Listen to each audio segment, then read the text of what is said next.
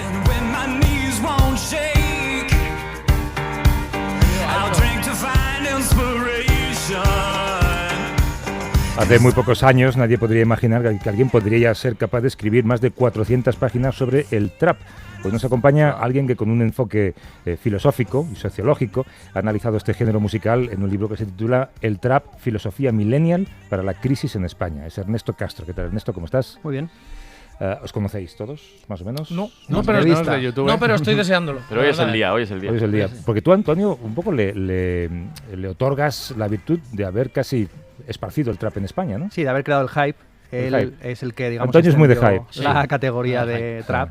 La verdad es que cuando empecé a hacer, yo creo que se refiere a las entrevistas que hacía en Vodafone You con chavales que empezaban en música urbana, pero yo la verdad es que no tenía ni idea, simplemente escuchaba, veía que era muy nuevo, que nadie le daba nada de bola y pensaba que en una radio musical como alguien tendría que hacer como un poco de bola, algo nuevo que encima está bien hecho y que hay gente como empujando de verdad con el rollo y al final, mira, fue el rollo de la música urbana. En el libro, mira, te lo voy a leer, te va a hacer gracia. El cómico Antonio Castelo, principal responsable del hype acerca de esta palabra, gracias a su sección de entrevistas a traperos en el programa de radio Vodafone You, se justificó estableciendo un paralelismo con su propia profesión. Si en España llamamos monólogo a lo que en el resto del mundo se llama stand-up comedy, y los oradores y dramaturgos españoles no se ofenden porque los humoristas se hayan apropiado de esa fórmula de origen indudablemente retórico y teatral, ¿por qué no podemos llamar trap a lo que en el resto del planeta se llama de otra manera? Me sorprende que Antonio haya escrito o dicho todo esto no, sin meterse con nadie, tío. Son muchas letras. Esto está puesto bonito, ¿eh? Yo seguramente no lo dije así, No pero es una sí, cita ¿no? literal. Está mal dicho trap en realidad, ¿no? Pero todo el mundo lo usa. Sí,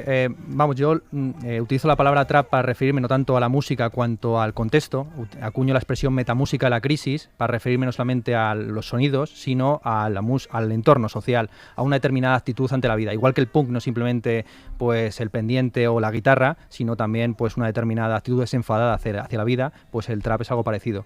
Sí. Entonces utilizo indistintamente trap para referirme a esta metamúsica de la crisis y música urbana ya para hablar un poco de todos los estilos, entrar al dancehall, al reggaetón, incluso a lo que llamo flamencamp, que es la mezcla del flamenco y la música urbana. Yo tengo la sensación de haberme sacado una carrera en estos 30 segundos. No sé. Flamencamp.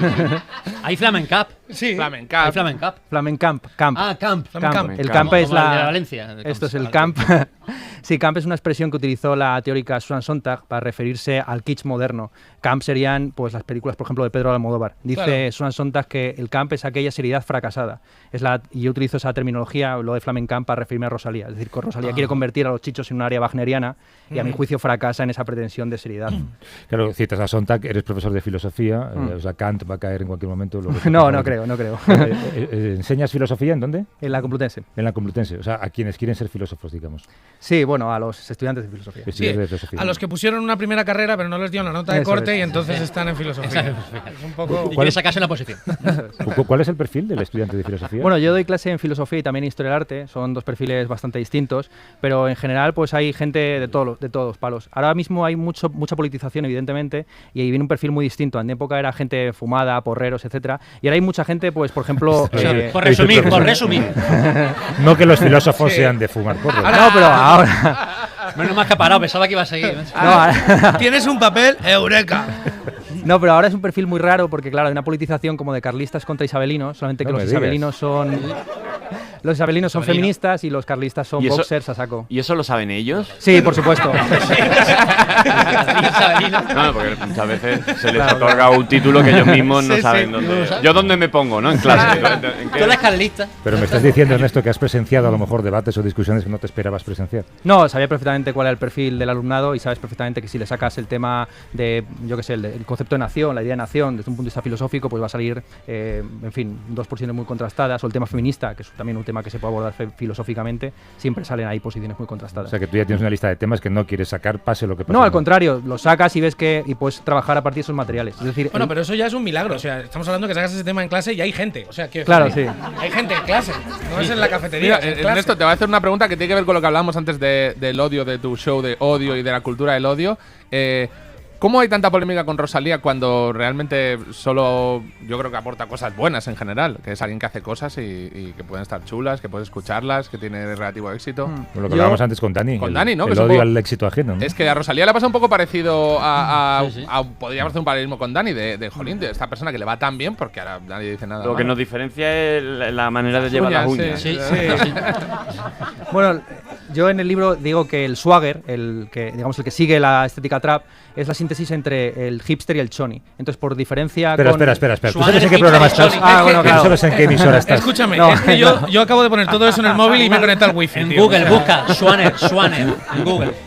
Entonces, el asunto es que a diferencia del hipster o del indio o del moderno antiguo que quería distinguirse de la plebe por la vía del consumo pues, distintivo, elitista, etcétera, a día de hoy los traperos, por así decirlo, que quieren es identificarse con la gente de clase baja, entonces se produce ese fenómeno de la apropiación que es muy natural. Es decir, gente que viene de clase media, incluso clase alta, algún trapero que es hijo de conseller de cultura de Cataluña, que de repente pues empieza a vestir como si fuera un yonki o un vagabundo, y entonces se produce ese fenómeno. La crítica anterior era crítica elitista, es decir, vosotros vais de listos, y ahora es os queréis apropiar de esta movida. Y al revés, hay traperos que se hacen famosos. Eso es. Y de repente reniegan del trap, porque ya ese origen. Sí, claro, pero reniegan porque a ellos les apetece hacer música de verdad. Bueno, Antonio, que entrevistó...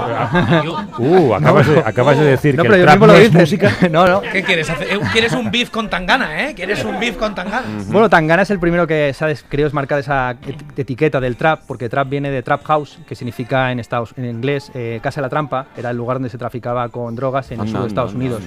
Entonces, él va de niño bueno. Estás aprendiendo Entonces, mucho. por tío. eso que tú dices, o sea, son gente que como que nace con muchísimas ventajas en la vida a nivel contextual y demás y tiran para lo bajo, ¿no? Es como, Claro. O sea, estás queriendo decir, por ejemplo, que el Langui nació en Calle Serrano y el tío es atleta y lo que está haciendo es una especie de... Bueno, hablo del Langui, de la excepción del grupo que él tenía, porque ellos viniendo de Pan Bendito, pues son un ejemplo de lo que llamo un rap que sí que ha entrado o engarzado con la cultura popular española, en concreto. Pues, Porque el Langui es verdad. Claro, el Langui es verdad. De dónde viene es de verdad. Digo que es al mismo tiempo el más auténtico, el más mainstream. Es decir, es uno que ha llegado a los es Goya. Efectivamente. Y es un fenómeno muy curioso de ese mantenimiento de la autenticidad, que simplemente llegar a ser el que se es, ser fiel a uno mismo. Oye, ¿y el trap puede llegar a escalas sociales ideológicamente distintas? Es decir, ¿Froilán puede ser fan del trap? ¿Puede ser trapero? Esto te lo aseguro, Froilán es fan del trap. O la princesa ¿En serio? Leonor. Amiga de Antonio. La princesa Leonor yo creo que no, porque no le pega Sí. nada. Pero Froilán sí. ¿Por contexto puede llegar a eso? Claro. ¿Puedes ver a Froilán con una riñonera haciendo yo? Perdona, ahora mismo todos, técnicamente, tú no puedes escapar del trap porque casi todo lo que escuchas tiene bases de trap y no puedes escapar realmente, ¿no? Está en todos lados. Claro, musicalmente el trap es 808, una caja de ritmos, las adlibs, que son los grititos de sí, adelante o vamos. Y el cascabelillo ese y el cascabel, claro, esa es la Y el hi-hat autotune. y el autotune, esa es la característica musical. Entonces, más o menos eso está en prácticamente toda la música que escuchamos. Y sí, efectivamente, de hecho, por ejemplo, los de las hipotecas a plazo fijo se han considerado a sí mismos, se han autocalificado como los ideólogos del trap. Entonces hay trap de izquierdas, como puede ser, por ejemplo, Kaixo, que es un trapero gallego que hace música así muy de revuelta, etcétera. Sí. Está Lori Money, que hace canciones de humor, pero que está hablando al final de cómo se maltrata a los refugiados, a los ¿Lori Money es inmigrantes. el de Hola que hace? El de Hola que hace, pero Y que el de tiene- toma pantumaca motherfucker. Esto es una hijita. ¿Cómo es? Repítemelo. Toma pantumaca motherfucker. Mami, lo siento, te juro que el dinero ya no viene del justo, te lo prometo. Si no estás tú en la disco, no perreo. Mami, dime Mira, esta canción, yo recuerdo un día que bajé a documentación de la serie y les dije, oye, tenéis la disco Resplandece. La mafia del amor. De la mafia del amor, porque la quiero usar y tal, para hacer una entradilla y tal. Y me acuerdo que las de documentación de la serie me da, disco Resplandece. Y empezaron a sacarme como cosas antiguas de Camilo Estudio Sesto. 54. Pasodobles. La disco Resplandece, sí. Estoy mirando esta letra leída por Julio López, ganaría mucho. Ganaría mucho, sí. Es verdad. ¿Tú crees que los que hacen trap, o muchos de los que hacen trap, son conscientes del significado social del trap? Sí, de hecho me apoyo mucho en entrevistas, declaraciones así espontáneas. En concreto, por ejemplo, yo he entrevistado a 3 de estos traperos así más conocidos, Bad Gyal, Young Beef y Zetangana, y en las 3 entrevistas pues las cito por extenso porque hacen declaraciones brutales sobre el capitalismo, el trabajo en el presente. Por ejemplo, Bad Gyal me explicó que las uñas largas son una marca distintiva de que ella no tiene que trabajar manualmente, es decir, que ya ha escapado del precariado y ya no tiene que volver a ser una cajera del día, pongamos por caso. Ostras, tío, pero llegan a ese nivel de. Joder, Son reflexión? ellas mismas las que me dan la clave. Yo iba a la entrevista a preguntarles estúpidamente, yo me pinto las uñas, ¿qué me recomiendas, no? Pintarme, qué colores, etcétera, y ella me respondió por esa línea. Es decir, que la filosofía está en las cosas mismas. Ese es el mensaje que quiero transmitir con este libro de 400 páginas. Es decir, que no es necesario elevarse... 400 páginas. 416, sí. Toma. Madre. Por preguntar, 16 Bueno, más. yo quería lanzar un mensaje a nuestros 2 millones de oyentes que nos están escuchando en sus casas, en sus coches. Tranquilos, no sois imbéciles, ¿de acuerdo? No vengáis abajo. No solo sois vosotros los que no entendéis una mierda de lo que está pasando aquí, ¿vale? Yo tampoco, ¿de acuerdo? Así que tranquilos. Y bueno, y yo a algunos de vosotros sí que lo sois, pero no sois conscientes de que sois imbéciles. No tiene nada que ver a con vuestro esto. alrededor os distingue. También. Has dejado encima de la mesa el libro que supongo que estás leyendo de camino para acá, el libro del desasosiego. Sí, de Pessoa. Fernando Pessoa, que bueno, portugués. Bueno, vale. Gran futbolista. Gran futbolista. Medio centro cojonudo. Y gran Pessoa. Bueno, tío alegre. ¿Asignatura de trap en la carrera o no? No, la verdad es que, como digo, al comienzo del libro digo que hay una distinción entre filosofía académica y filosofía mundana, y esto es más bien una ensalada de filosofemas y mitologemas. Se trata de regresar a la caverna y analizar qué es lo que hay ahí desde un punto de vista filosófico, pero la universidad se debería Oye, enseñar Ernesto, una cosa ¿no crees más que se elevada. va a terminar el trap o lo que la gente llama la moda del trap? Sí, yo creo que este Eso año es le iba a el decir. año del cenit, es el canto del cisne, no se puede llegar más lejos del Primavera Sound. Bueno, pues estamos a tiempo, menos O mal. sea, Yo también, del trap se sale, ¿no? Digamos. Sí, bueno, hay mucha gente que de hecho ya está hablando en los principales medios del trap, incluido un programa muy recomendable que se llama El Bloque. En una entrevista que le hicieron a Cruz Cafuné, que es un trapero de las Islas Canarias, decía que con la crisis que se avecina ahora con el Brexit y todo esto, probablemente hay una transformación tal del panorama social y económico y cultural que el trap de aquí a un año o dos no sepamos nada de él. ¿Tú crees que el Primavera Sound no va a seguir por ahí? No, bueno, a lo mejor sigue un poco más, pero yo creo que va a haber una transformación. Va a surgir algo, ya es necesario que surja algo, Ah. porque ya el trap sabe a redicho. ¿Crees que los del trap van a tener que empezar a cortarse ya la uña? Un poco sí, y limárselas, sí. Cuando sí, yo sí. empecé como, bueno, yo estaba antes, en vez de entrevistar a gente del trap, entrevistaba a gente del garaje y del rock and roll de la escena de Madrid. Yo tenía un grupo y tal, y hablaba mucho con ellos cuando vino el mundo trap o electrónico y tal. Y los tíos, alguno de ellos ahora el otro día me cojo uno por la que me dice, vuelven las guitarras.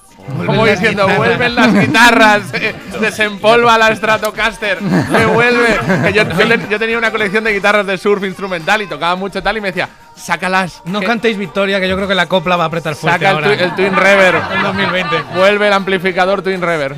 Ernesto Castro, profesor de filosofía en la Complutense, ha escrito El Trap, filosofía millennial para la crisis en España. Gracias, Ernesto, y suerte el lunes con lo que te digan tus alumnos sobre esta entrevista. Muchas gracias. Hasta luego. Y a vosotros, Antonio Castelo, Pedro Aznar, David Navarro, Dani Rovira en el Teatro Capitol hasta el 27 de octubre. Odio. Buenísimo. Suerte y ven cuando quieras, como siempre. Muchas gracias. Venga, hasta luego, compañeros. Adiós.